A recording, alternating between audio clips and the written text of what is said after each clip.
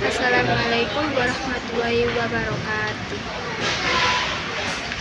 Pada kesempatan ini saya akan menjelaskan tentang pendidikan Islam pada masa kejayaan Bani Abbasiyah.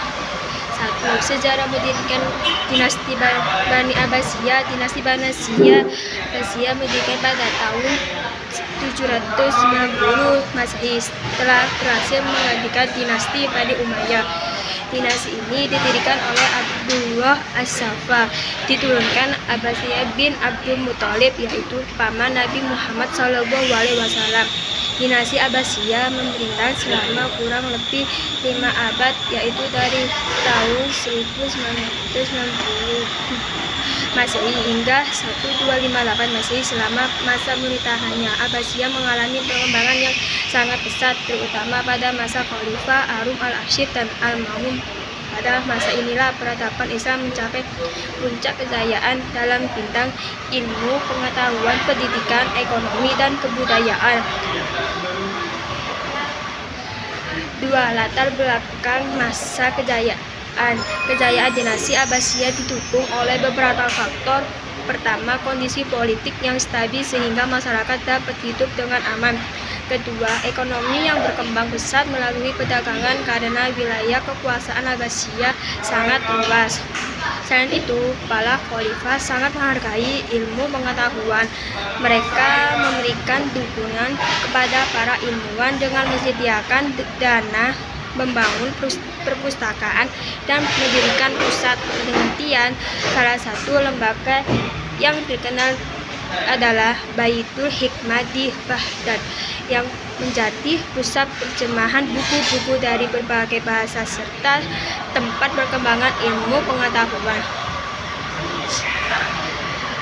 Yang ketiga, sistem dan lembaga pendidikan. Pada masa Abbasiyah, pendidikan perkembangan sangat maju, tidak hanya mempelajari ilmu agama seperti Al-Quran, hadis, fikih, dan tafsir, tetapi juga mempelajari ilmu umum seperti kedokteran, matematika, astronomi, filsafat, dan sastra. Beberapa lembaga pendidikan yang berkembang antara lain yaitu pendidikan dasar untuk belajar membaca, menulis, dan Al-Quran. Masjid yang menjadi pusat kegiatan belajar mengajar. Madrasah sebagai lembaga pendidikan, format yang memiliki sistem pembelajaran lebih teratur. Rumah para ulama yang digunakan untuk mengajar murid-murid secara langsung. Toko kitab yang menyediakan berbagai buku sekaligus menjadi tempat diskusi ilmiah, menjadi sastra tempat para ulama, penyair, dan cendekiawan berdiskusi. Rumah sakit yang selain perawat pasien juga menjadi tempat belajar ilmu kedokteran, perpustakaan, dan observatorium sebagai pusat penelitian dan perkembangan ilmu pengetahuan.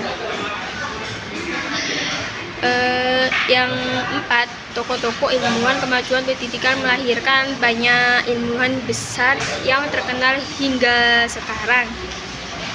Di antaranya yaitu Ibnu Sina, ahli kedokteran yang menulis kitab Ahkamul Fiqh, Al-Khwarizmi, pelapor ilmu aljabar dan matematika.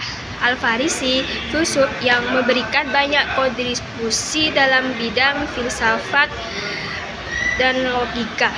Karya-karya mereka tidak hanya bermanfaat bagi dunia Islam, tetapi juga menjadi dasar perkembangan ilmu pengetahuan di Eropa. Yang kelima, masa kemunduran. Dinasti Abbasiyah walaupun mengalami masa kejayaan, dinasti Abbasiyah akhirnya mengalami kemunduran penyebab dibagi menjadi 2, yaitu faktor internal, yaitu perbuatan kekuasaan di dalam pemerintah, munculnya kerajaan-kerajaan kecil yang misalkan diri, kesulitan ekonomi akibat berkurangnya pemasukan negara dan meningkatnya pengurangan.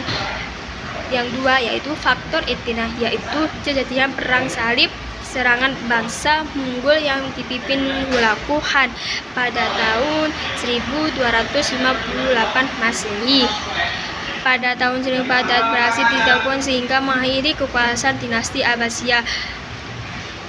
Kesimpulannya itu yaitu dapat disimpulkan bahwa dinasti Abbasiyah merupakan masa keemasan pendidikan Islam pada masa ini. Pendidikan berkembang sangat maju karena adanya dukungan penuh dari para khalifah terhadap ilmu pengetahuan. Lahir berbagai lembaga pendidikan, perpustakaan, pusat penelitian, dan ilmuwan-ilmuwan besar yang memberikan kontribusi bagi perkembangan ilmu pengetahuan dunia, walaupun akhirnya mengalami kemunduran akibat berbagai faktor internal dan eksternal. Warisan pendidikan dinasti Abbasiyah dan tetap menjadi inspirasi bagi perkembangan pendidikan Islam hingga saat ini. Terima kasih. Assalamualaikum warahmatullahi wabarakatuh.